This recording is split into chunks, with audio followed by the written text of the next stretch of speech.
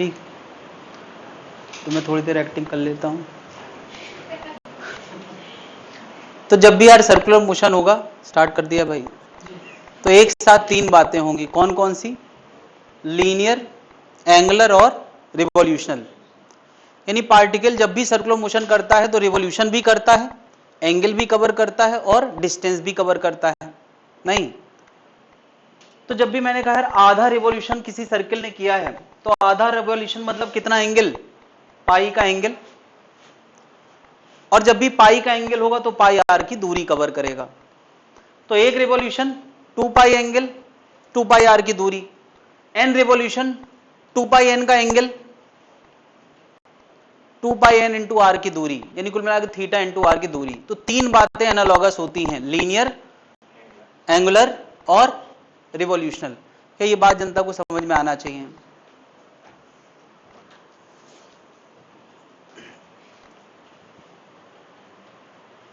ठीक, अब इस बोर्ड में आ जाए।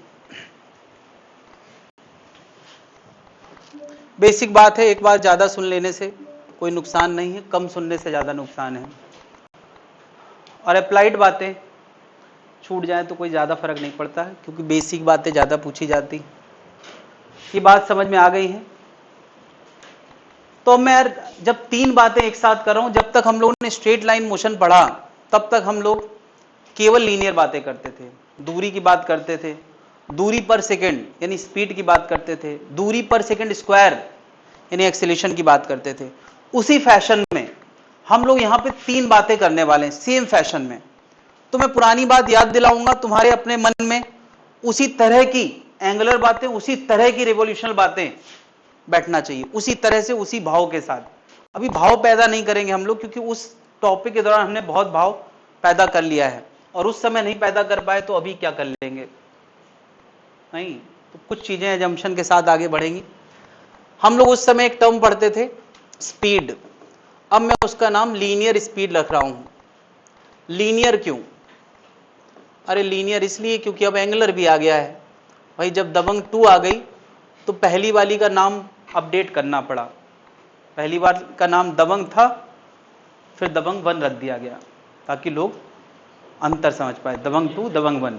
अभी क्रिस 4 आने वाली है, तो उन्होंने पहली वाले का क्रिस 1 रख दिया, जबकि पहली वाले का नाम क्रिस था ही नहीं, उसका नाम कोई मिल गया था, मगर नहीं, लोग जनता समझ जाए इसलिए उसका नाम अपडेट कर दिया। तो पहले वैसे तो इसको स्पीड कहते थे, बट अब क्या कहेंगे? लीनियर स्पीड है वही यार, कोई मिल गया, कोई क्रिस 1 बोला जा रहा है। तो लीनियर स्पीड वही स्पीड है जो हमने बचपन से पढ़ी है, मगर अब नाम लीनियर स्पीड इसलिए आ गया है क्योंकि क्या आ गया है? एंगुलर स्पीड, और दूसरा उसके साथ साथ क्या आने वाला है? Revolutional speed. सेम फैशन में मुझे बताया, लीनियर स्पीड की डेफिनेशन हमने पढ़ी थी, v बराबर, v इंस्टेंटेनियस होता था ds बाई dt, और v एवरेज होता था delta s by delta t। Unit होती थी मीटर पर सेकेंड। ये सब याद है यार? तो मुझे बताओ, जैसे यार v s का रेट ऑफ चेंज होता था, डिस्टेंस बदलने का रेट, तो एंगुलर स्पीड क्या होगा? Rate of change of angle, angle, ठीक है। उसको हम v से रिप्रेजेंट करते थे, इसको हम ओमेगा से रिप्रेजेंट करने वाले हैं। उसकी यूनिट मीटर पर सेकेंड होती थी, तो इसकी क्या होना चाहिए? Radian per second, radian per second. तो बता, ओमेगा इंस्टेंटेनियस की डेफिनेशन मुझे क्या लिखना चाहिए? D theta by d t. और ओमेगा एवरेज की क्या होना चाहिए? क्या बात करो, delta theta by delta T. नहीं होना चाहिए? तो यार यहां भी कुछ बात कर ले। मुझे बताओ, जैसे यार रिवॉल्यूशन को मैं आर लिख देता था, आर रिवॉल्यूशन, तो अब मुझे रिवॉल्यूशनल स्पीड जैसी एक बात करना है जिसका सिंबल मैंने स्मॉल एन दिया है, इसकी यूनिट क्या होना चाहिए? यार उसकी मीटर पर सेकेंड, इसकी रेडियन पर सेकेंड, तो इसकी क्या होना चाहिए? Revolution per second. और इसको मैं स्मॉल एन से रिप्रेजेंट कर रहा हूं, इसका फॉर्मूला क्या होना चाहिए? यार उसका ds बाई डी टी, इसका d theta by d t, तो इसका होगा d capital n by d t. यार देखो जरा, s का रेट v, थीटा का रेट ओमेगा। तो कैपिटल एन इसका सिंबल है, थीटा इसका सिंबल है, एस इसका सिंबल था। तो कैपिटल एन का रेट ऑफ चेंज क्या होगा? Small n. इसको मैंने क्या लिखा है? Revolutional speed. जरा भाव लाए मन में। अगर मैं कहता हूं कोई body pi radian per second चल रही है, पाई रेडियन, तो तुम्हारे मन में क्या भाव आएगा? पाई रेडियन मतलब आधा रिवॉल्यूशन पर सेकेंड। तो आधा जो मैंने बोला, हाफ रिवॉल्यूशन पर सेकेंड, वो स्मॉल एन की वैल्यू है, हाफ रिवॉल्यूशन पर सेकेंड। मैंने बोला pi radian per second, pi radian per second, ये एंगुलर स्पीड है, तो हाफ रिवॉल्यूशन पर सेकेंड ये क्या है? Revolution speed. तो इसकी लीनियर स्पीड होगी पाई इंटू आर मीटर पर सेकेंड। क्या तीन बातें एक साथ हो सकती कि नहीं? क्या जनता समझ पा रही है ना? अब जरा एक और मैं रिलेशन बनाने वाला हूं, मुझे बताओ, हमने एस बराबर क्या पढ़ा था? आर थीटा पढ़ा था। तो ds बाई डी टी बराबर क्या होगा? R D theta by d T. ds by d T यहां क्या है? इंस्टेंटेनियस लीनियर स्पीड, यानी v इंस्टेंटेनियस। और D omega by d t क्या है? Omega instantaneous. तो v बराबर क्या आ गया? R omega. चलो एक और फॉर्मूला हमने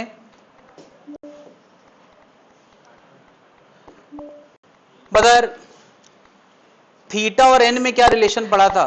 थीटा बराबर 2 पाई इंटू कैपिटल एन पढ़ा था।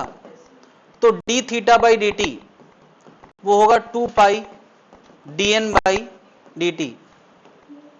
तो मुझे बताओ, d theta by d t को हमने क्या नाम दिया है? ओमेगा। और d n by d t को क्या दिया है? Small N. तो ओमेगा बराबर क्या आ गया? क्या जनता समझ पा रही है? ये डिस्कशन बड़ा इजी है पैटर्न में अगर देखोगे। मुझे बताओ, जब कैपिटल एन पता था, इधर देखें जरा, कैपिटल एन पता था, इधर देखें, कैपिटल एन पता था और थीटा लाना होता था तो क्या मल्टीप्लाई करते थे? 2 पाई। तो अब स्मॉल एन पता है और ओमेगा लाना है। कुल मिला के रिवॉल्यूशन वाली चीज से रेडियन वाली चीज लाना हो तो कितने से मल्टीप्लाई करते हैं? देखो यार, n revolution theta radian 2 pi multiply, small n revolution per second तो ओमेगा रेडियन पर सेकेंड, तो 2 पाई मल्टीप्लाई हुआ है। इसी तरह से बता, अच्छा एंगुलर वाली बात से लीनियर लाना था तो एस बराबर आर, तो यार v बराबर are omega, radian per second है, v मीटर पर सेकेंड है। तो जब भी एंगुलर बात से लीनियर लाना हो तो क्या मल्टीप्लाई करते हैं?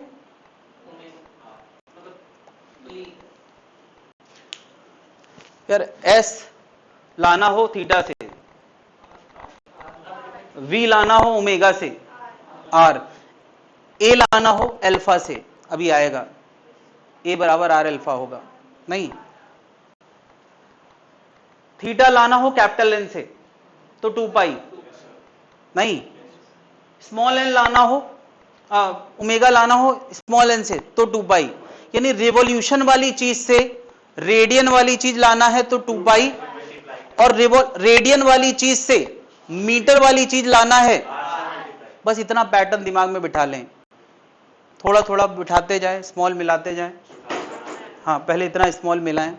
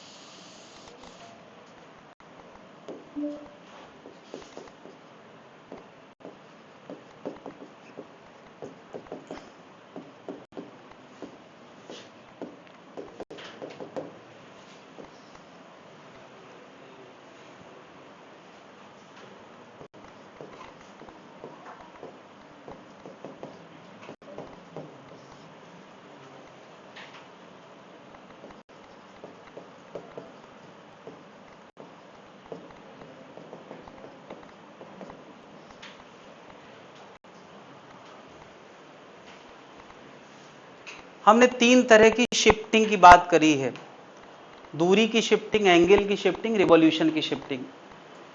3 तरह की स्पीड की बात करी है, linear speed, angular speed, revolutional speed. और अब हम 3 तरह के एक्सेलेरेशन की बात करने वाले हैं। अगर v में बदलाव हो रहा है तो टेंजेंशियल एक्सेलेरेशन, अगर ओमेगा में बदलाव हो रहा है तो एंगुलर एक्सेलेरेशन, अगर रिवॉल्यूशनल स्पीड में बदलाव हो रहा है तो रिवॉल्यूशनल एक्सेलेरेशन। 3 तरह के s, 3 तरह के शिफ्टिंग, 3 तरह की स्पीड और 3 तरह के एक्सेलेरेशन। बिल्कुल पैटर्न में पढ़ेंगे तो चीजें नई नई नजर आएंगी और धीरे से वो चीजें का पैटर्न बन जाएगा और सब कुछ एनालॉगस नजर आएगा। तो यार ए टेंजेंशियल की डेफिनेशन क्या है? dv by dt। कब? अगर हम इंस्टेंटेनियस डेफिनेशन ला रहे हैं। और एवरेज लाएंगे तो क्या होगा? हाँ, एवरेज होगा delta v by delta t, जहां पर v क्या है? Speed along the tangent, speed along tangent.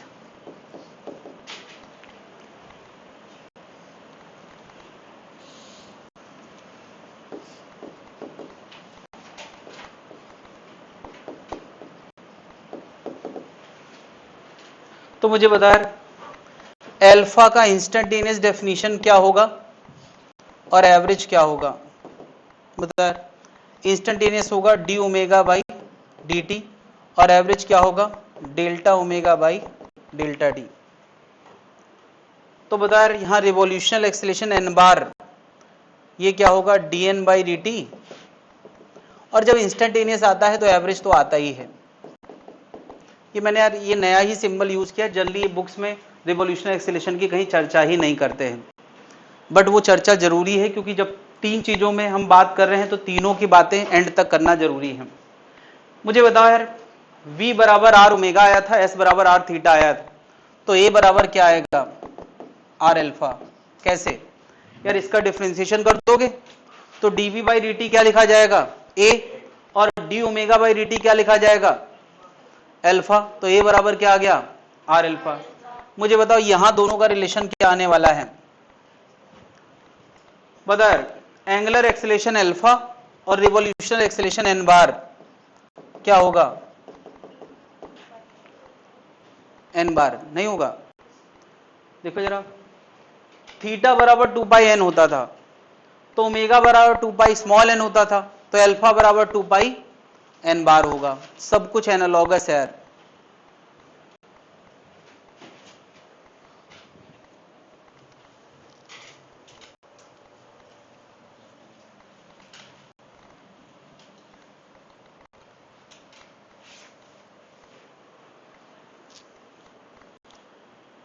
बोलो, कोई ख्याल आ रहा हो तो बोलो। बात डेफिनेशन से शुरू होती है और उसके बाद हर चीज का जवाब है।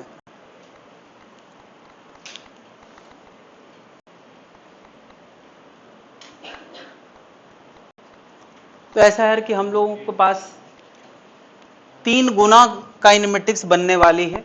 तो अभी पैटर्न बिल्कुल सजा लें, मैंने जितना देर अब तक समझाया है उसको बहुत इजी महसूस करें। s के एनालॉगस टर्म थीटा है और थीटा के एनालॉगस कैपिटल N है। v के एनालॉगस ओमेगा है और उसके एनालॉगस क्या है? स्मॉल n है। ए टेंजेंशियल के एनालॉगस एल्फा है और एल्फा के एनालॉगस एन बार है। अब तक ये 3 पैरामीटर अपीयर हुए हैं। इनको मैं कौन सा पैरामीटर बोलता हूं? रिवॉल्यूशनल।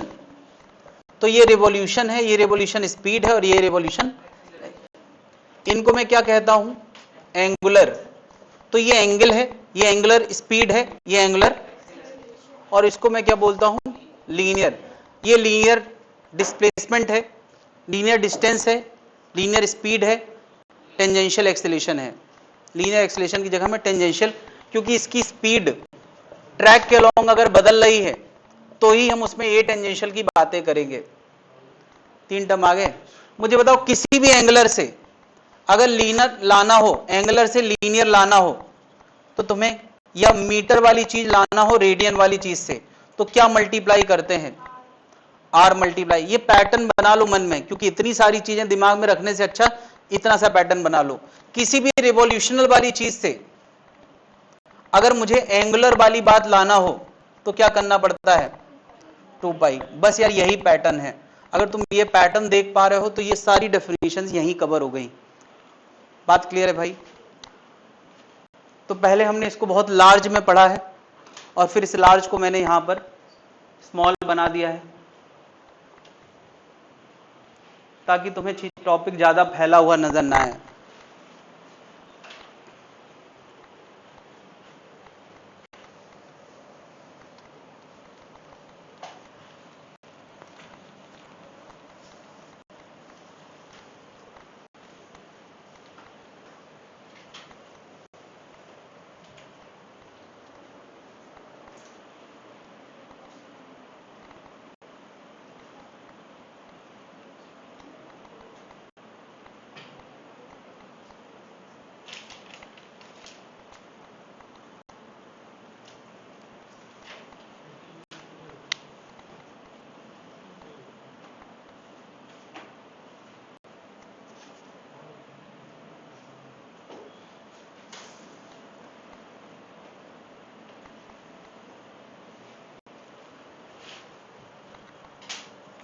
जब भी हम रिवॉल्यूशन वाली बात से रेडियन वाली बात लाना चाहते हैं तो 2 पाई मल्टीप्लाई होता है।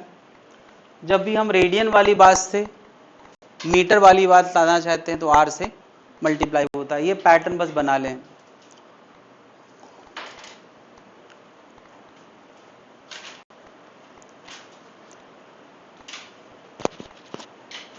हम लोगों ने यार 3 category of circular motion, linear motion कभी पढ़ा है?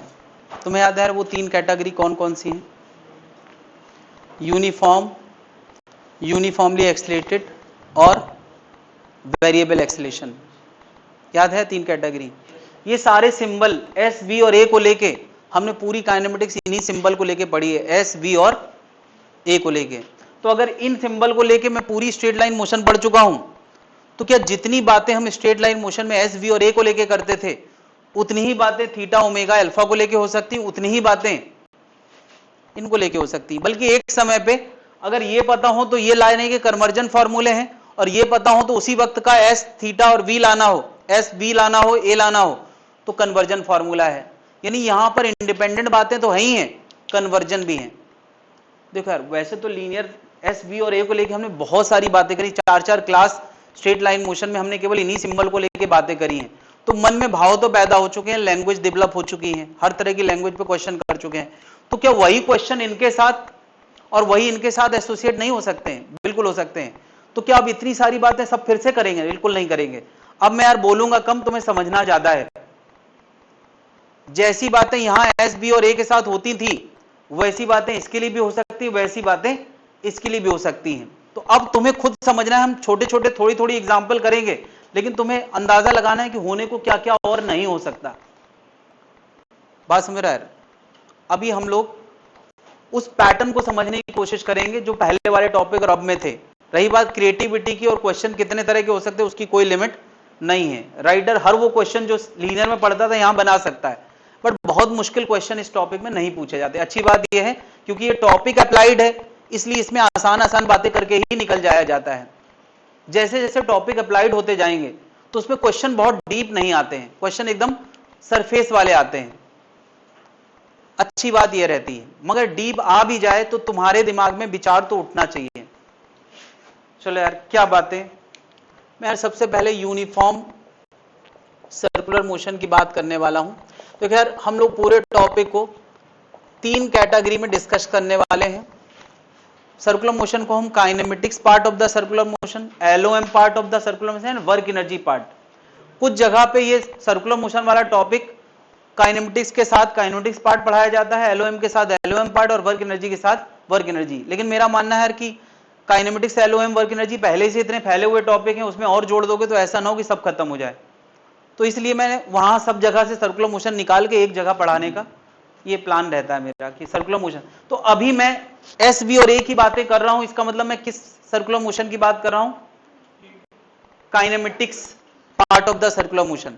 जब मैं फोर्स की बातें करूंगा तब क्या आ जाएगा, LOM सर्कुलर मोशन, और जब मैं एनर्जी की बातें करूंगा तब आ जाएगा वर्क एनर्जी। यानी तीन बड़ी यूनिट जो तुमने अब तक पढ़ी हैं वो सारी यूनिट का यूज इसी टॉपिक में है, यानी तीनों ही टॉपिक की बातें इसमें आने वाली हैं, है ना। तो उन टॉपिक के बिल्कुल आसान वाले बेसिक्स, मैं मुश्किल नहीं कह रहा हूं, उन टॉपिक के बिल्कुल आसान वाले बेसिक्स तो पता होना ही चाहिए। अगर वही नहीं पता है तो फिर यहां समझ लो उनके आसान बेसिक क्या है, हो सकता है पीछे वाली मदद यहां से हो जाए। सबसे पहले मैं बात कर रहा हूं यूनिफॉर्म सर्कुलर मोशन, यानी कोई पार्टिकल इस तरह से सर्कुलर मोशन कर रहा है कि इक्वल टाइम में इक्वल दूरी कवर कर रहा है, मतलब उसका v कैसा होगा। अरे यूनिफॉर्म मोशन क्या होता था, जिसमें v कांस्टेंट होता था। v को हम लीनियर स्पीड भी बोलते हैं, या इसको हम टेंजेंशियल स्पीड भी बोलते हैं। इसका v कांस्टेंट होगा। अच्छा बता यार, अगर v कांस्टेंट है तो v बराबर क्या होता है, r ओमेगा। r थोड़ी बदलता है सर्किल का, तो ओमेगा बदलेगा क्या, ओमेगा भी कांस्टेंट होगा। तो स्मॉल n रिवोल्यूशनल स्पीड भी, अगर कोई पार्टिकल हर सेकेंड पाई का एंगल कवर करता है तो इसका मतलब हर सेकेंड वो आधा रिवोल्यूशन करता है, नहीं, और हर सेकेंड वो पाई आर की दूरी कवर करता है, तो क्या उसका v, चलो अभी लिखने की जरूरत नहीं है, v ओमेगा और स्मॉल n क्या होगा, सेम होगा, कांस्टेंट होगा। अगर ये ना बदले तभी तो यूनिफॉर्म मोशन होता है, यूनिफॉर्म मोशन जिसमें ये चीजें ना बदलें। मुझे बताओ इस मोशन का ए टेंजेंशियल, भाई ए टेंजेंशियल क्या होता है, इस रास्ते के लॉन्ग v बदलने का रेट। तो अगर v बदल ही नहीं रहा है तो ए टेंजेंशियल क्या होगा, और ए टेंजेंशियल 0 होगा तो अल्फा क्या होगा।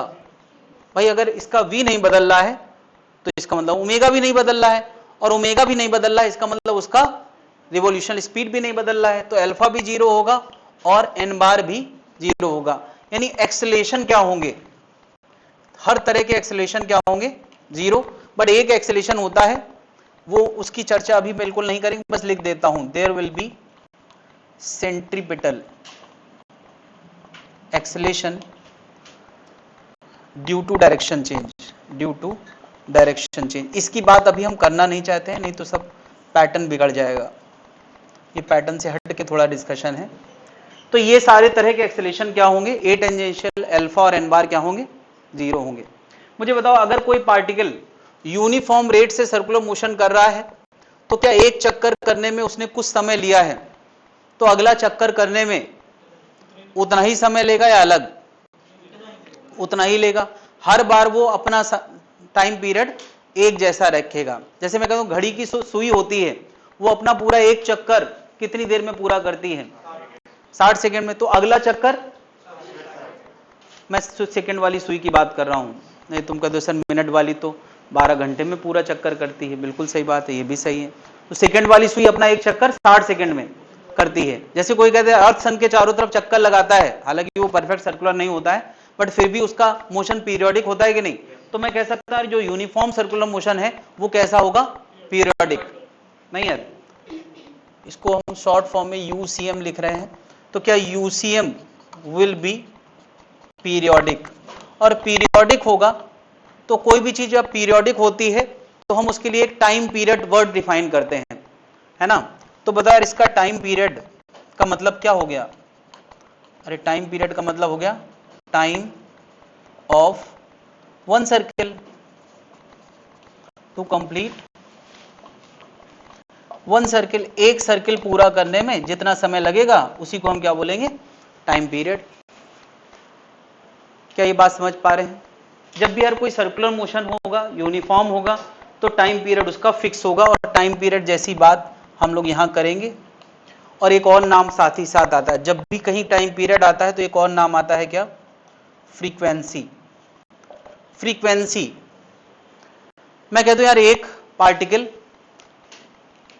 एक सेकंड में 10 चक्कर लगाता है, तो एक चक्कर कितने देर में लगाता होगा, 1/10, 1/10 सेकेंड में एक चक्कर लगाता होगा 0.1 सेकेंड में। तो अगर कोई 0.1 सेकेंड में एक चक्कर लगाता है, उसका टाइम पीरियड कितना हो गया? 0.1 सेकेंड। तो उसमें कितने चक्कर हर सेकेंड लगते होंगे? तो एक सेकंड में कितने चक्कर? 10। अरे उल्टी बात भी सही है। अगर एक चक्कर 0.1 सेकंड में, तो एक सेकंड में कितने चक्कर होंगे? 10 रिवॉल्यूशन। तो 10 रिवॉल्यूशन पर सेकंड ये क्या है? फ्रीक्वेंसी है। और 0.1 क्या है? टाइम पीरियड है। क्या जनता समझ पा रही दोनों का अंतर? तो अगला नाम है फ्रीक्वेंसी। फ्रीक्वेंसी का मतलब होता है number of revolution per second. क्या ये चीज हम लोग पढ़ चुके हैं पहले से? पर सेकेंड। क्या इसको हमने उस समय नाम क्या दिया था? रिवॉल्यूशनल स्पीड नहीं दिया था? अरे ये जो स्मॉल एन था, उस समय रिवॉल्यूशन स्पीड नाम इसलिए दिया था कि बढ़िया लग रहा था, linear speed, angular speed, revolution speed. But वही तो फ्रीक्वेंसी है। बात क्लियर है? फ्रीक्वेंसी और रिवॉल्यूशन स्पीड सेम ही चीज होती है ना? इसकी यूनिट क्या होगी? इसकी यूनिट होगी ReV पर सेकेंड, या इसी को हम लोग हर्ट्ज बोलते हैं।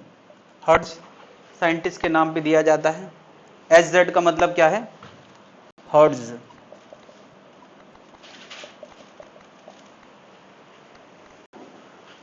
ये सारी बातें हम यूनिफॉर्म सर्कुलर मोशन को लेके कर सकते हैं। और यूनिफॉर्म सर्कुलर मोशन को लेके हम क्या बातें कर सकते हैं?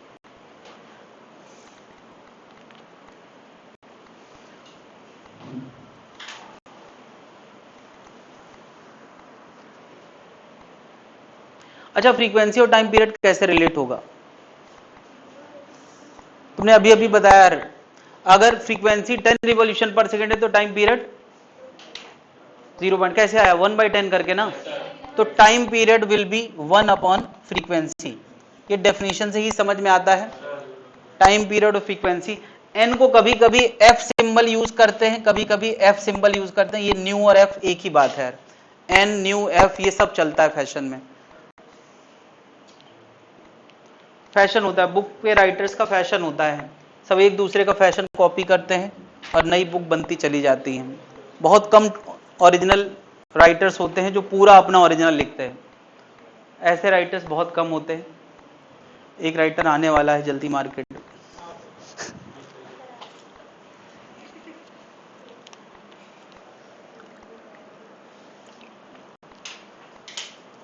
तो वो फैशन कहलाता है। सिंबल्स का भी फैशन ही होता है। एक किताब ने न्यू लिखा तो दूसरे ने न्यू लिखा तो तीसरे ने भी न्यू लिखा। एक ने एफ लिखा और वो चल गई तो उसको लगेगा सामने दूसरे वाले को एफ लिखने पे चलती है।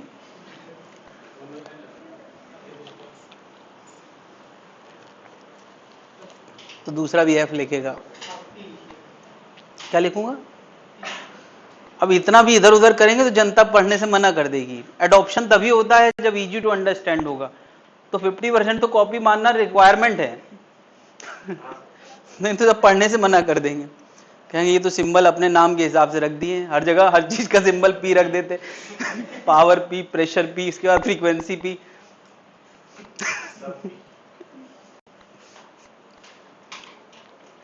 अरे थोड़ा जैसे टाइम पीरियड का टी उठाया गया है तो वो टी लॉजिकल है, इसमें राइटर का कोई वो नहीं है। फ्रीक्वेंसी का एफ उठाया गया है तो लॉजिकल है, फ्रीक्वेंसी के नाम में एफ होता है इसलिए एफ।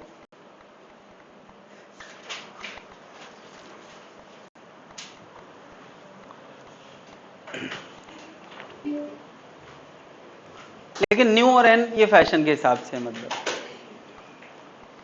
यूनिफॉर्म मोशन में हमने एक फॉर्मूला पढ़ा था। क्या पढ़ा था? अगर मान लिया ये v स्पीड से चला है तो t टाइम में कितनी दूरी कवर करेगा? बता यार, s कैसे आता था अगर v पता हो?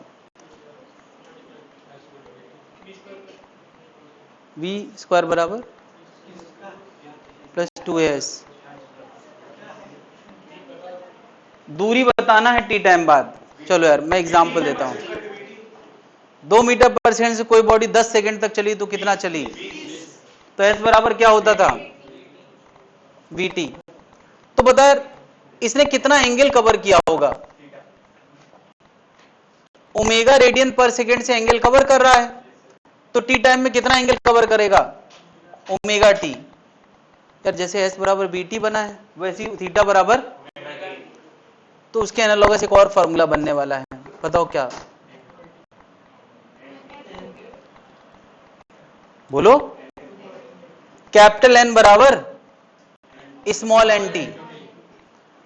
नहीं यार, जैसे कोई कह दे हमें 1 सेकंड में कितने रिवॉल्यूशन हो रहे हैं पता है, 10 रिवॉल्यूशन पर सेकंड, तो बताओ यार 10 सेकंड में कितने रिवॉल्यूशन होंगे? 100 रिवॉल्यूशन। तो जैसे रिवॉल्यूशन स्पीड से बना हुआ फॉर्मूला डिस्टेंस का था, लीनियर स्पीड से डिस्टेंस बनता था, तो एंगुलर स्पीड से एंगल बनेगा, तो रिवॉल्यूशन स्पीड से, ये बिल्कुल सेम फैशन में नहीं है। तो अभी यार मैंने काफी हद तक फैशन मैच करा के पैटर्न तुम्हारे दिमाग में क्रिएट किया है, और अभी मैं बहुत बड़ा एक और पैटर्न दिखाने वाला हूं। अभी मैंने किस सर्कुलर मोशन की बात करी है? Uniform circular. तो अभी कौन सी कैटेगरी बाकी रह गई है?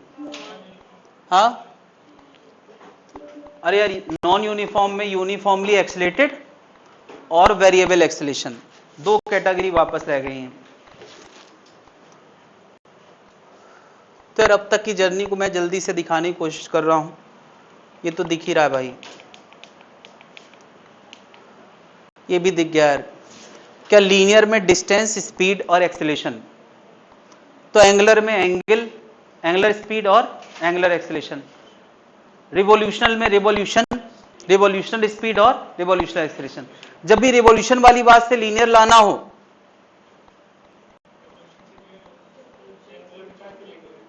तो 2 पाई से मल्टीप्लाई करें, जब भी रेडियन वाली चीज से मीटर वाली चीज लाना हो आर से, एस बराबर आर थीटा, वी बराबर आर ओमेगा, ए बराबर आर अल्फा। नहीं, थीटा बराबर 2 पाई एन, तो ओमेगा बराबर 2 पाई स्मॉल एन, तो एन बार बराबर 2 पाई स्मॉल एन। ये पूरा पैटर्न मैं समझा चुका हूं। तो यार दो तरह के सर्कुलर मोशन की बात करी, स्पीड सेम रहे यूनिफॉर्म सर्कुलर मोशन, और स्पीड बदलती रहे तो ये चल नहीं पाएगा यार। मैंने चलता हुआ दिखाने की बहुत कोशिश करी, नहीं चल पाएगा। इधर ध्यान देते हैं यार हम लोग, उलझन लग रही ना देखने में। मैंने यार अभी यूनिफॉर्म सर्कुलर मोशन बताया, तो यूनिफॉर्म के वो फॉर्मूले जो हमने कभी यूनिफॉर्म स्ट्रेट लाइन मोशन में पढ़े थे, उन्हीं का मैंने एंगुलर वर्जन और उन्हीं का मैंने रिवॉल्यूशनल वर्जन बताया। ये याद आ गया यार? मुझे बता, एक्सीलरेटेड मोशन में जब भी मोशन कांस्टेंट एक्सेलेरेशन होता था, यूनिफॉर्मली एक्सेलरेटेड, तो हमने यार ये 3 फॉर्मूले मेन पढ़े थे। v बराबर u plus A T, S बराबर, यहां पे u इनिशियल स्पीड होता था और v फाइनल स्पीड होता था कि नहीं? तो यार इन्हीं का एंगुलर वर्जन, यार u की जगह ओमेगा नॉट मैंने इनिशियल एंगुलर स्पीड लिखा है और ओमेगा को फाइनल एंगुलर स्पीड लिखा है, और अल्फा एंगुलर एक्सेलेरेशन होता है। तो क्या v equal to U plus A T का भाई फॉर्मूला मिलता जुलता, v बराबर u प्लस ए टी, तो omega equal to omega naught plus alpha T. s बराबर U T plus half A T square, तो इसका भाई फॉर्मूला क्या होगा यार? यार s की जगह थीटा, u की जगह ओमेगा नॉट और a की जगह, यानी omega not t plus half b square equal to u square plus 2as का भाई फॉर्मूला।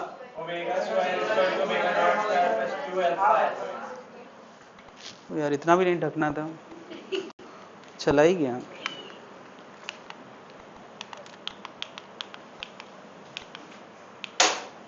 हाँ भाई, v बराबर u प्लस ए टी का भाई फॉर्मूला रिवॉल्यूशन में क्या होगा? यार v के एनालॉगस स्मॉल n होता था, स्मॉल n बराबर प्लस n बार, वो n के ऊपर लाइन खींच देते थे, n बार इंटू टी। तो बता रहे s बराबर U T plus half A T square का भाई formula capital N, n not into t plus half v square equal to u square plus 2s का भाई फॉर्मूला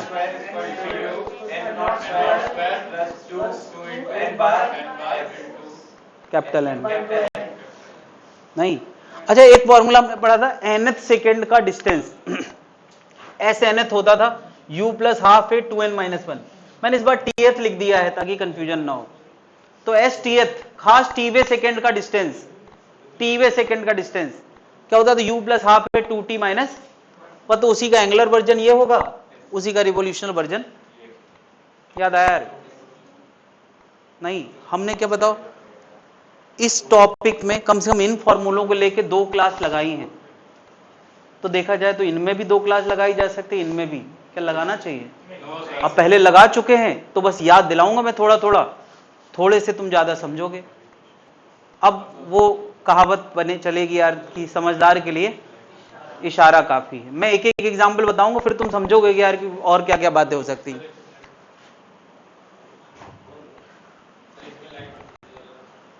इसका स्क्रीनशॉट चाहिए? ये तो बड़ा आसान है, मैं अपने फोन से ऐसे स्क्रीनशॉट 3 उंगली से खींचूंगा, फिर शेयर कर दूंगा तुम्हारे ग्रुप में। नहीं, ले लो, फोटो ले लो। लाइट बंद कर दें?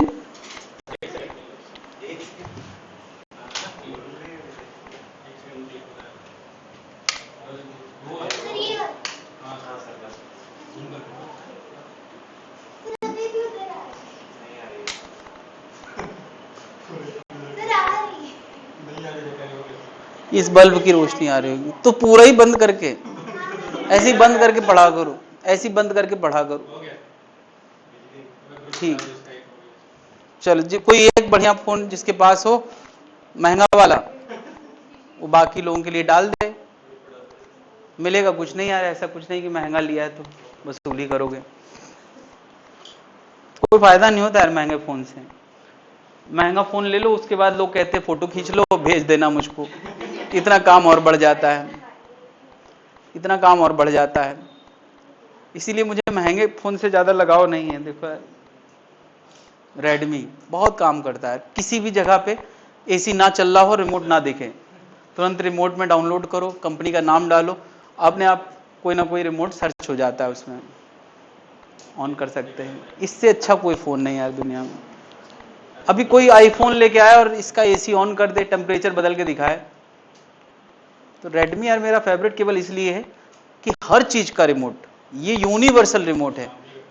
टीवी का रिमोट, एसी का रिमोट, सेटअप बॉक्स का रिमोट। तो रिमोट जब खराब हो जाए, तो रिमोट खराब हो जाए मान लिया और फोन भी खराब हो जाए, तो रिमोट हटा के वहां फोन रख दो। बहुत दिन तक तो मेरा फोन रिमोट के काम आता है, जब खराब हो जाता है तो।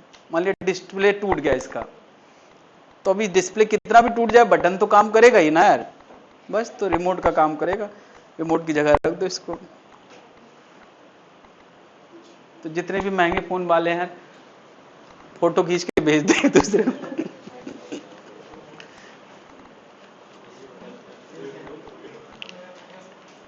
फिर हम लोगों ने एक्सीलरेटेड मोशन में ये बातें करी थी। एक और कैटेगरी थी क्या, वेरिएबल एक्सेलेरेशन।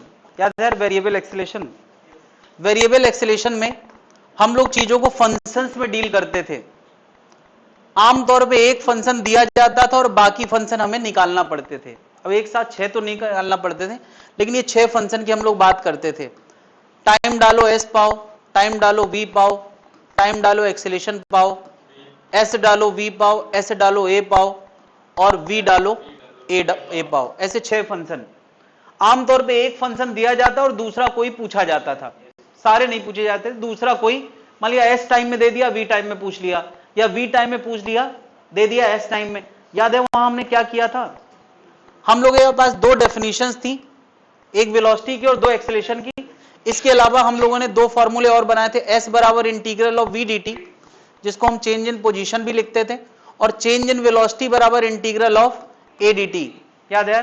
अब मैं यहां वी एक्स, एस एक्स और ए एक्स और कर देता हूं, और इसको भी एक्स, मतलब कि ये सारा डिस्कशन अब केवल किस लाइन के लिए है? एक्स लाइन के लिए। नहीं, मुझे बताया अगर ये सारी बातें, एक्स लाइन हटाओ क्योंकि ये सर्कुलर लाइन है, ये सारी बातें सर्किल के ट्रैक के लॉन्ग हैं। अब उसको एक्स लाइन मत बोलो क्योंकि वो सर्कुलर लाइन होता है, तो इसका नाम हम सिंपल ऐसे लिखते हैं, एस बराबर integral of v d t. क्या बता रही ये सारी बातें लीनियर हैं कि नहीं है? तो जैसे हम लोग ने यार एस कवर्ड की बातें कर, जैसे हमने यहां 6 फंक्शन एस टाइम में वी टाइम में ऐसे किए हैं, तो क्या उसी का एंगुलर वर्जन क्या होगा? जैसे एस टाइम में था तो उसका थीटा टाइम में, उसी का रिवोल्यूशनल वर्जन क्या होगा? कैपिटल एन टाइम में। जैसे यार v as a function of time था तो यहां क्या यार वही सारी 6 बातें, उसी का एंगुलर वर्जन, उसी का रिवोल्यूशन वर्जन। और अच्छी बात यह है कि अगर तुम्हें कोई एंगुलर बात पता है, लीनियर उसी वक्त लाना हो तो कन्वर्जन कर सकते हैं, और रिवोल्यूशनल पता हो एंगुलर लाना हो तो कन्वर्जन कर सकते हैं। अच्छा, इसके भी यार 6 फंक्शन है, ये 2 फॉर्मूले हैं। इसके अलावा बताओ थीटा बराबर फॉर्मूला क्या बनेगा? इंटीग्रल ऑफ ओमेगा dt, और चेंज इन ओमेगा बराबर क्या बनेगा? Alpha dt। क्या सब कुछ एनालॉगस चल रहा है कि नहीं? मेरे ख्याल से अगर पैटर्न बना पा रहे हैं तो तुम्हें दिख रहा होगा कि जो काइनेमेटिक्स हमने इनको लेके अगर 3-4 क्लास में निपटाई है, और इसको लेके कम से कम 1 क्लास इसको लेके भी लगाई है, तो 1 और 4 क्लास 5 क्लास, तो वो 5 क्लास अगर लीनियर को लेके हो सकती है तो एंगुलर को लेके भी हो सकती हैं, रिवोल्यूशनल को लेके भी हो सकती हैं। बट अब हम बहुत डीप बातें नहीं करेंगे, उसमें जो सतही क्वेश्चन होते थे बिल्कुल इजी वाले, वो एंगुलर और रिवोल्यूशन में भी पूछे जा सकते हैं और पूछे जाएंगे। क्या ये स्ट्रक्चर मन में बना पा रहे हैं? इसका फोटो ले लें, और अब मैं चाहता हूं कि बस तुम एनालॉगस दिमाग में बना लो, एग्जाम्पल आएंगे तुम्हें उस पर रिएक्ट करना है। क्या जनता समझ पा रही है? तुम्हें पैटर्न सोचना है कि किस कैटेगरी का है, और कैटेगरी के हिसाब से तुम्हें आंसर बताना है। क्या जनता ये समझ गई है? दिमाग में बैठ गया है या फैल गया है? बैठ रहा है। तो मैं इस पे एग्जांपल्स करा रहा हूं। सबसे पहले मैं यूनिफॉर्म का एक एग्जांपल दे रहा हूं, ठीक है? ठीक,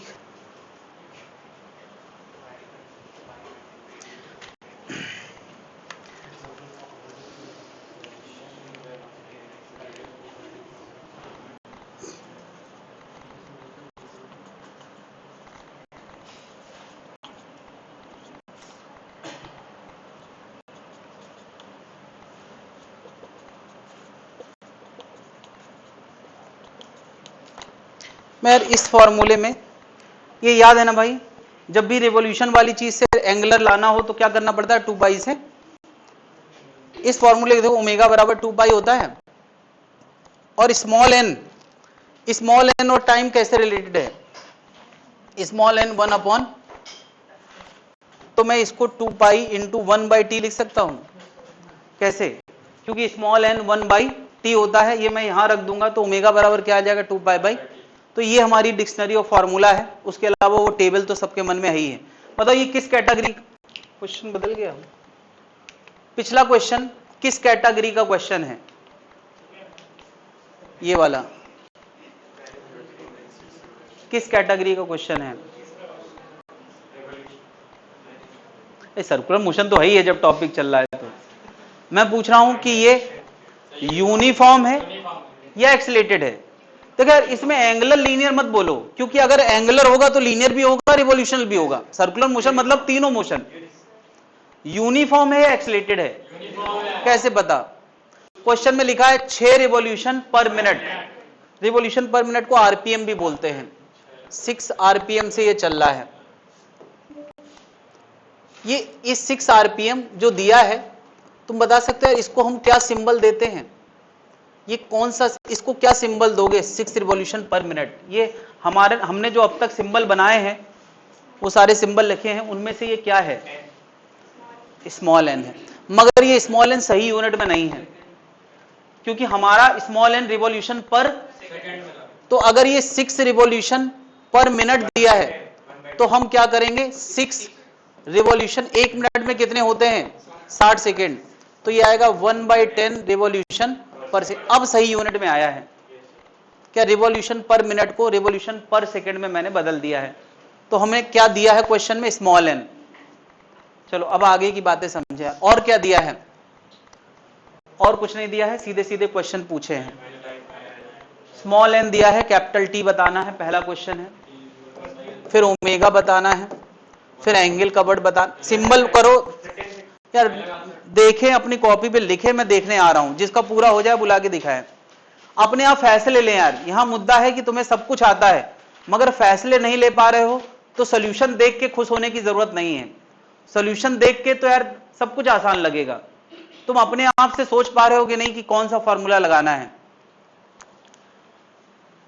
तुम्हें बस ये तय करना है, अपने आप से डिसाइड करना है। बताओ, अच्छा टाइम पीरियड लाना है, स्मॉल एन दिया है, पहला क्वेश्चन सब कुछ तुम्हारे सामने है, सारे सिंबल की एनालॉजी मैंने यहां लिख रखी है, यहां तक कि मैंने फॉर्मूले भी लिख ही रखे हैं, फॉर्मूले भी बता ही रखे हैं। तो तुम्हें अपने आप डिसाइड करना है कि क्या लगाना चाहिए, और थोड़ा फीलिंग भी दिमाग में लाएं।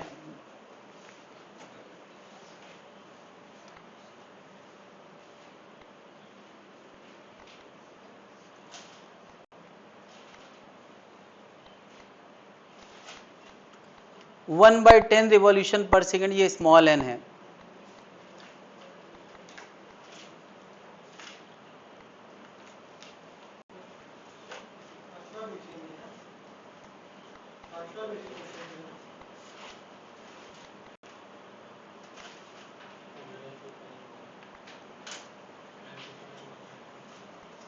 टाइम पीरियड कितने लोगों का हो गया यार?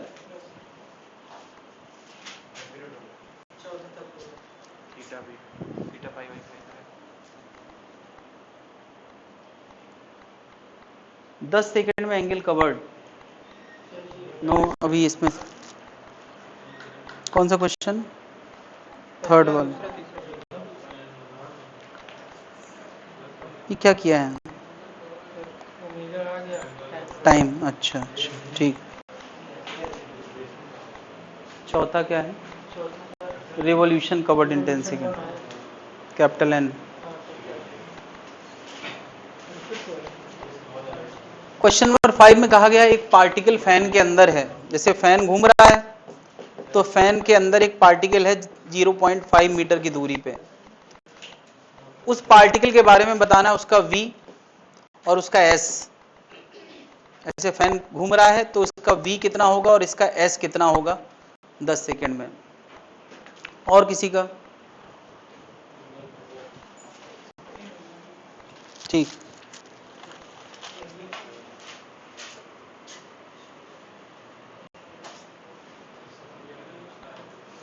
T60 कैसे आ गया यार?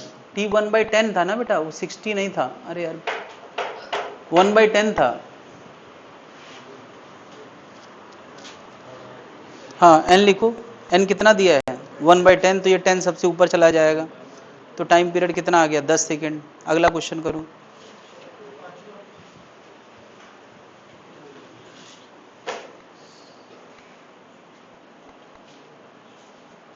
ठीक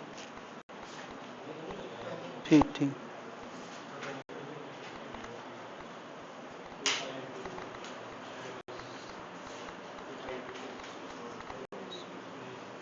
ओमेगा बराबर कितना आया है?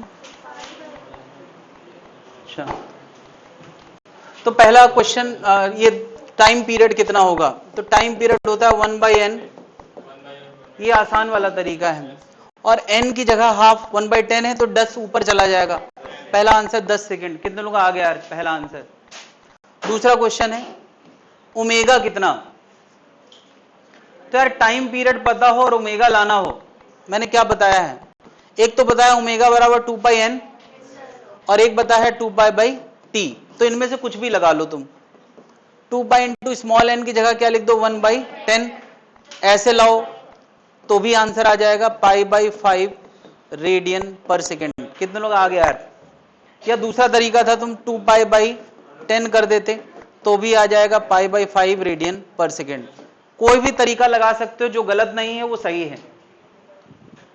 बात क्लियर है? मल्टीपल तरीकों से कर सकते हैं। तीसरा क्वेश्चन, 10 सेकेंड में कवर किया हुआ एंगल, कौन सा फॉर्मूला लगाएंगे 10 सेकेंड में? 10 सेकेंड में कितना एंगल कवर हुआ है, कौन सा फॉर्मूला? पूरा बताओ। इस तरफ क्या है? 2πn के कैपिटल N बराबर 2πn, कैपिटल N बराबर, ये कौन सा फॉर्मूला है? कैपिटल N बराबर 2πn, ऐसा कोई फॉर्मूला है क्या? हाँ हाँ, तो कैप थीटा बराबर 2π कैपिटल है। तो क्या तुम्हें पता है 10 सेकंड में कैपिटल N कितना कवर हुआ है?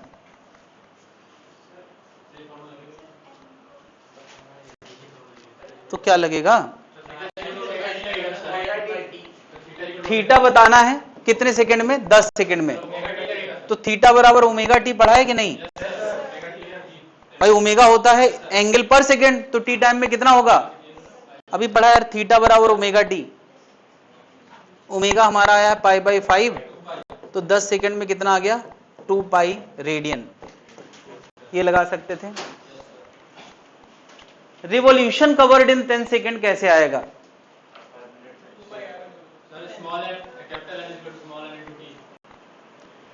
चौथा क्वेश्चन, सिंबल पहले समझे यार, नंबर ऑफ रिवॉल्यूशन यानी कैपिटल एन निकालना है 10 सेकंड में, 10 सेकंड में कैपिटल एन लाना है 10 सेकंड में। तो जैसे थीटा बराबर ओमेगा टी किया था, उसी तरह से कैपिटल एन बराबर स्मॉल एन टी लगा सकते, उसी का भाई डिस्कशन। तो क्या स्मॉल एन कितना था 1/10 और टी कितना है 10, तो ये कितना आ गया 1 रिवॉल्यूशन।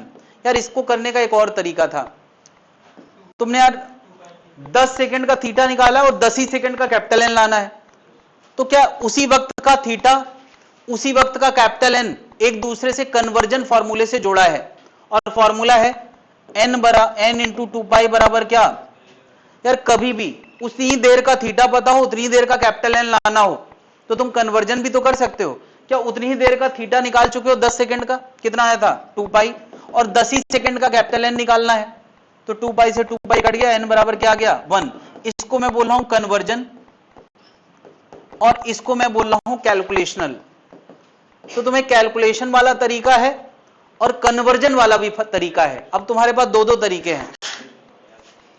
कितने लोगों ने यार कैलकुलेशन से किया है, कितने लोगों ने कन्वर्जन करके किया है? कन्वर्जन भी एक तरीका है, ये भी मन में होना चाहिए भले करा ना हो। क्वेश्चन नंबर 5 में यार थोड़ी सी बात और लिखी गई है कि एक फैन के 0.5 रेडियस पे कोई पार्टिकल है, उसकी स्पीड बताना है, उसका v बताना है। तो यार v कैसे लाओगे? बिल्कुल, अगर हमें उसी पार्टिकल का v लाना है जिसका ओमेगा दिया है, तो कन्वर्जन कर सकते हैं। क्या कर सकते हैं? v बराबर r ओमेगा, r 0.5 है और ओमेगा कितना था पाई बाई 5, तो ये कुछ आ जाएगा, ये आएगा पाई बाई 10। अच्छा ध्यान रखना, v लीनियर चीज है, इसकी यूनिट v की यूनिट क्या होती है? मीटर पर सेकेंड। अब पाई देख के कोई रेडियन ना लिखे यार, पाई का मतलब ये थोड़ी कि हर बार रेडियन में ही आएगा। क्वेश्चन नंबर 5 हो गया है। 6 क्वेश्चन पूछा है 10 सेकंड में डिस्टेंस कवर्ड लाना है, यूनिफॉर्म मोशन है, 10 सेकंड का डिस्टेंस कवर्ड लाना है, s बराबर vt लगा सकते हैं, एक तरीका है, ये कैलकुलेशनल फॉर्मूला है।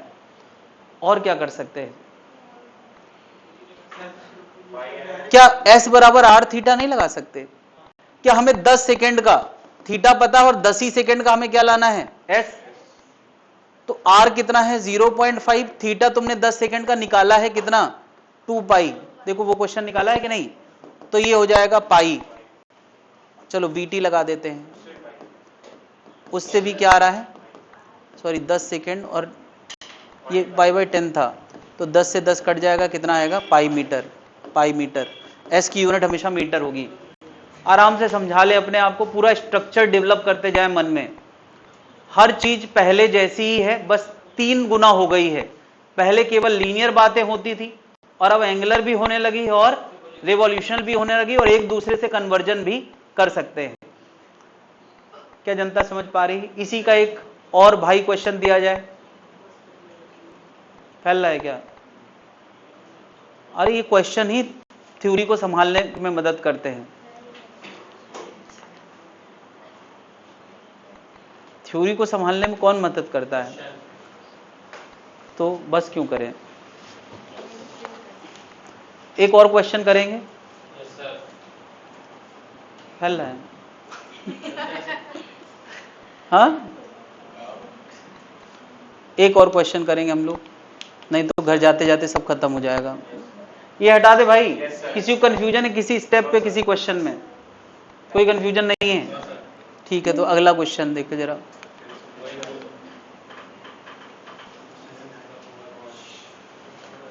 एक घड़ी की सुई इमेजिन करो, सेकंड वाली, second hand of the watch मतलब सेकंड वाली सुई। अब हैंड क्यों कहते हैं पता नहीं, शायद पहले जमाने की घड़ियों में आदमी खड़े होकर टाइम बताता होगा अपने हाथ से ऐसे करके। उस समय टेक्नोलॉजी महंगी थी, आदमी सस्ता था, तो उस घड़ी वॉच टावर पे आदमी को खड़े कर देते होंगे और वो अपने हाथ से इशारा करते होंगे, इतना बजा इतना बजा। जिसका लंबा हाथ है उसको सेकंड वाला काम करना पड़ता होगा, जिसका छोटा हाथ है मिनट वाला, और आर वाला बताने के लिए बच्चे को चुनते होंगे। सेकंड वाला जल्दी थक जाता होगा तो 8 लोगों की ड्यूटी लगती होगी, समय बदल बदले। खैर हमें इससे कोई मतलब नहीं, क्वेश्चन पे ध्यान दें।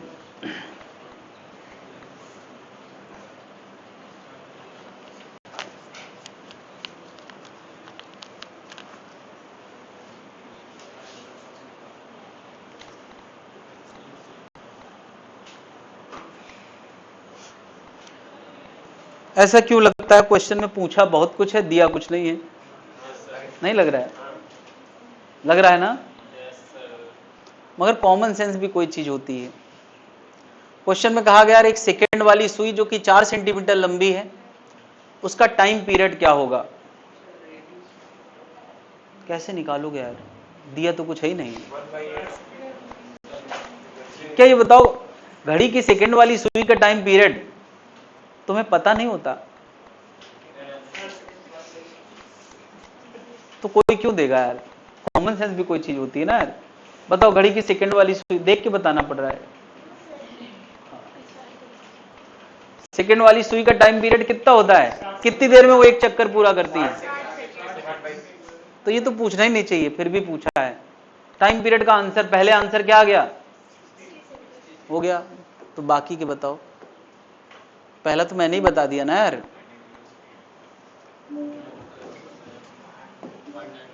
टाइम पीरियड का आंसर आ गया 60 सेकंड, क्योंकि सेकंड वाली सुई का टाइम पीरियड 60 सेकंड। 60 सेकंड में वो अपना एक चक्कर पूरा करती है, 1 मिनट में एक चक्कर पूरा करती है।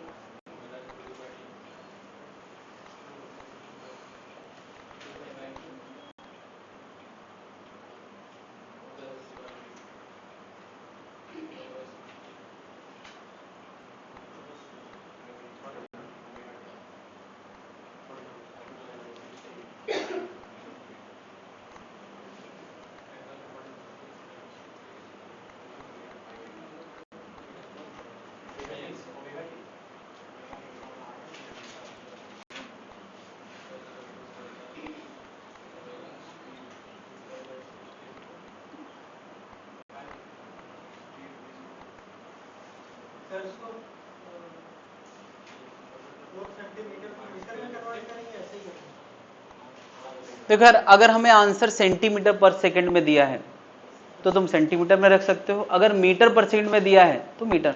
ऑप्शन देख के पता चलता है कि कन्वर्ट करना है या नहीं करना है। तो पहला क्वेश्चन यार, टाइम पीरियड तो तुरंत ही आ गया। मुझे बताओ ओमेगा कैसे आएगा? 2 पाई बाई टी। कितने लोगों ने कर लिया यार? 2 पाई बाई 60, यानी ये आ गया पाई बाई 30 रेडियन। सब कुछ यूनिट के साथ बोलो यार।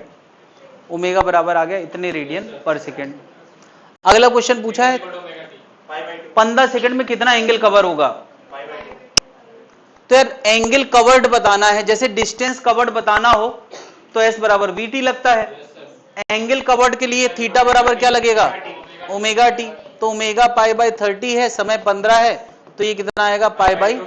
तुम्हें पता है कि एक सेकंड वाली सुई 15 सेकंड में ऐसे से ऐसी हो जाती है, यानी 90 डिग्री कवर करती है। वही आंसर आया है। हर बात का अपना एक फीलिंग है, अगर विजुलाइज करोगे तुम्हें कन्विंसिंग मिलेगी कि हाँ ऐसा होता है। 15 सेकंड में सेकंड वाली सुई 90 डिग्री घूम जाती है, यानी pi by 2। Question number 4, second वाली सुई का स्पीड बताना है v, जबकि रेडियस कितना दिया है? 4 सेंटीमीटर। तो तुम्हें पता है अगर इसका ओमेगा पता है तो v बराबर क्या होता है? तो r में अगर तुमने 4 सेंटीमीटर रखा है, ध्यान रखे यार, तो इसका आंसर सेंटीमीटर पर सेकेंड में आएगा। और अगर तुमने ये मीटर में रखा है तो आंसर भी, ये ऑप्शन देख के पता चलता है कि आंसर किस यूनिट में लाना है। ओमेगा तो हमेशा रेडियन पर सेकेंड में रखा जाएगा। कितना ओमेगा है? Pi by 30। तो ये आंसर आएगा 2 पाई बाई 15 सेंटीमीटर पर सेकेंड। फोर्थ क्वेश्चन कितने लोगों ने कर लिया है? चौथा नहीं, फिफ्थ वाला कितने लोगों ने कर लिया है? फिफ्थ सिक्स्थ 6 है ना यार। फिफ्थ है डिस्टेंस कवर्ड इन 15 सेकेंड। क्या करोगे यार? एस लाना है 15 सेकेंड में। बिल्कुल। अब हमारे पास दो चॉइस हैं, तुम एस बराबर वीटी भी लगा सकते हो, एस बराबर आर थीटा भी लगा सकते हो। क्या हमें v पता है 2 पाई बाई 15 और समय पता है कितना, कितने सेकंड में? 15 सेकंड में। तो इसका डिस्टेंस का आंसर आ रहा है 2 पाई यूनिट। सबको सेंटीमीटर में आ रहा है जब से हमने रेडियस सेंटीमीटर में रखा है। और दूसरा तरीका है ये लगा सकते हैं एस बराबर आर थीटा। आर है 4 सेंटीमीटर। क्या मैंने ये 15 सेकंड का एस पूछा और थीटा भी 15 ही सेकंड का पता है? कितना पता है? Pi by 2। तो ये कितना आ गया? 2 पाई सेंटीमीटर। ये भी एक तरीका था। कितने लोगों ने कर लिया यार फिफ्थ क्वेश्चन? क्या मुझे और समय देना है सिक्स्थ क्वेश्चन के लिए? छठवां सिक्स्थ क्वेश्चन हो गया यार।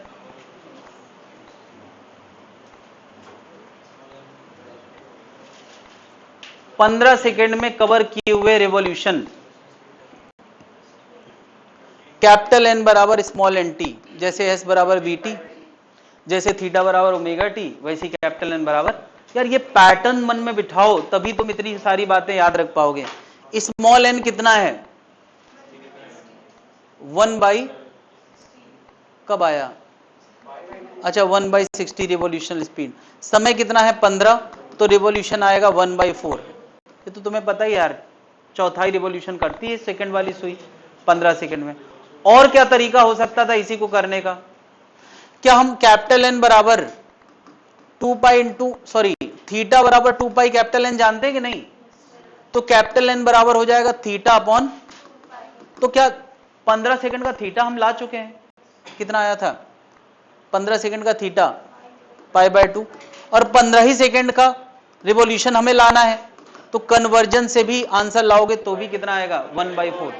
मैं चाहता हूं यार सब तरीके पता हूं और तुम्हें पूरा स्ट्रक्चर नजर आना चाहिए कि कैसे कैसे टॉपिक आगे बढ़ रहा है। नजर आ रहा है स्ट्रक्चर सबको? अभी यूनिफॉर्म हुआ है तो इसका मतलब अब क्या आने वाला है? एक्सेलेटेड। अगली क्लास में करते हैं।